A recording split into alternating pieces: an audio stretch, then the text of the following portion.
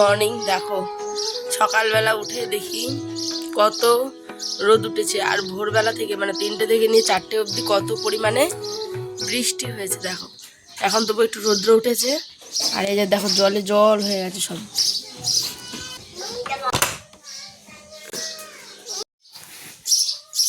দেখো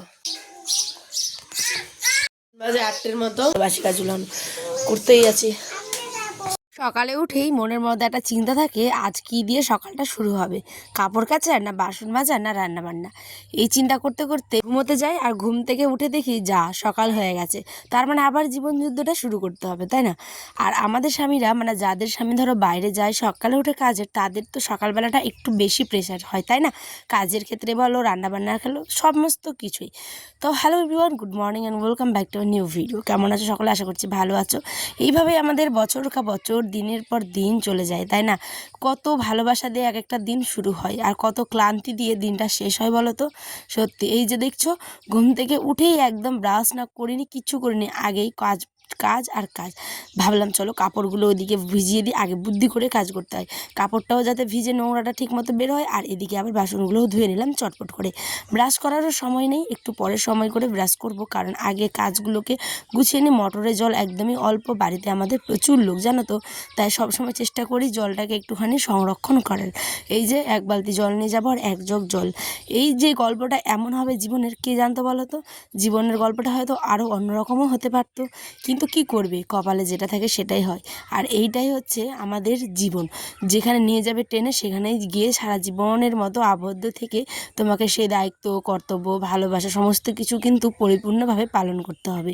আর এটাই হচ্ছে আমাদের প্রত্যেক দিনের কাহিনী। তোমার হয়তো অন্য রকমের গল্পটা, আমার গল্পটা ঠিক এরকম ওটাই। সকাল থেকে উঠেই কাজের কাজ, আর সারাদিনের মতন আবার সারাদিন ফ্রি। মানে ধরো এডিট করা, এটা করা সেটা করা। যারা ভিডিও করো বাচ্চা নিয়ে, তারা তো জানোই কতটা প্রেশারের মধ্যে দিয়ে কাজগুলো করতে হয়। মানে প্রেশার বলতে কি বলো তো, সাংসারিক কাজকর্ম এগুলোই। তো বাই দ্য ওয়ে, আমি এখন আসলাম কাপড়গুলো কেচে। দেখো গল্প করতে করতে কত কাজ হয়ে গেল, তাই না? সময়টা কত তাড়াতাড়ি চলে যায়। এই তো ছিল আমার কলেজ লাইফ, এই ছিল আমার স্কুল লাইফ, এই হয়ে গেছে আমার এখন জীবন। মানে এই জীবনটা একটা অন্য রকমের জীবন। এখানে কত দায়িত্ব, কর্তব্য। ছেলে হয়েছে, ছেলের খাওয়া দাওয়া, মানে তাকে যত্ন করা, এদিকে বর, এদিকে বাড়ির সবার, মানে সমস্ত কিছু করতে করতেই নিজের ইচ্ছেগুলোই কখনো অপূর্ণ হয়তো থেকে যায়, তাই না? কিন্তু ওইটা আমার হাজব্যান্ড আবার অন্যরকম, আগে বলে নিজের ইচ্ছেটা পূরণ করো, তারপরে বাকিদের। সত্যি বলছি মন থেকে। তো যাই হোক, নিজের ইচ্ছেটাই পূরণ করছি। আমার এই চ্যানেলটা আমি ভালোবেসেই খুলেছি, তোমাদের ভালোবাসায় যতটুকু পেরেছি করছি। তোমরা ভালোবেসে যদি পাশে থাকো, আশা করছি আরও আগামী দিনে ভালো জায়গায় আমি চ্যানেলটাকে দাঁড় করাতে পারবো। তো দেখো সমস্ত কাজ করে হাত মুখ ধুয়ে, দেখতে পাচ্ছ মুখটা পুরো একদম ব্রাশ ট্রাশ করে ধুলাম, কিন্তু ক্রিম লাগানোর সময় নেই। ছেলে এদিকে দুরন্ত এক্সপ্রেসের মতো বলছে, মা আমি মুড়ি খাবো। আমি বলছি দাঁড়া বাবা, একটুখানি দাঁড়া। এই যে আমি এখন কাপড়গুলো কেচে টেচে আসলাম, একটুখানি বিছানাটাকে গুছিয়ে নিই, কারণ বিছানা বাসি রাখলে আমার একদম ভালো লাগে না। সত্যি কথা বলছি, ঘর থেকে যখন যাবে এই ঝাড় দেওয়া, বিছানা গুছানো, আমার মা বলতে জানো তো, কারণ বাড়ির ছেলে যখন বাইরে সকালে উঠে কাজ করতে যাবে, তখন সমস্ত কিছু কিন্তু পরিষ্কার রাখা চাই, ঘরটা বিশেষ করে, ঠিক আছে? বাসি উঠোন, বাসি ঘর যাতে মানে ডিঙেতে নেই, নেওতে নেই আর কি, এটাই হচ্ছে ব্যাপার। সেই জন্য আমি আগে চাই ভালো করে এগুলো ধুয়ে টুয়ে পরিষ্কার করে, একদম পরিষ্কার পরিচ্ছন্ন রেখে আর নেওয়া করে যাই। দেখো চিটপড়া হয়ে পড়ে আছে, দেখো সুন্দর বানাইছে, দেখেছো? দেখো আয়ান দিকে দেখো, হাই করো। হাই। এই যে দেখো সুন্দর বানাচ্ছে, আমাকে ডাকবে বানানো হলে। তো লাইভে ছিলাম সেই কারণে আর বাকিটা সে। আর দেখো এখানে চিচিঙ্গা আলু, আর এদিকে আমি বসেছি হচ্ছে প্রেশার, এই যে মুগের ডাল। সকালেই তো বর মুড়ি খেয়ে চলে গেল, সকাল সকাল বর। দেখো বসে দিয়েছি হচ্ছে ভাত, আর ডালটা তো হয়ে গেল। এখন কলেজে যেতে হবে, যেহেতু জল নেই, সে কোনো চিচিঙ্গার আলুটাকে ধুয়ে আনি চলো। দৈনন্দিন জীবনের এই হচ্ছে একটা কি বলবো বলো, মানে মাথার উপরে বোঝা, যেটা না ঠিকমতো ঘুমোতে দেয়, না ঠিকমতো মানে মানে খেতে দেয়, কি বলবো বলো। কারণ খেতে বসলেই মা এটা দাও, ওই বলবে একটু জল নিয়ে আসো।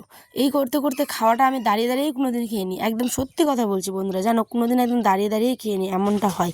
আর আমি যখন ঘুমোতে যাই, প্রত্যেকের কাজ করো, এর বাবা ওষুধ খাবে, বাবুকে ওষুধ খাও, মানে আমার ছেলেকে, তারপর এটা করো সেটা করো, করতে করতে সমস্ত কর্তব্য দায়িত্ব কিন্তু আমারই। হ্যাঁ, আর দিনের পর দিন কিন্তু এগুলোই আমি হাসি মুখে সহ্য করে করে কিন্তু করি, কারণ এটা হচ্ছে আমার সংসার, একান্তই আমার সংসার, তাই না বলো?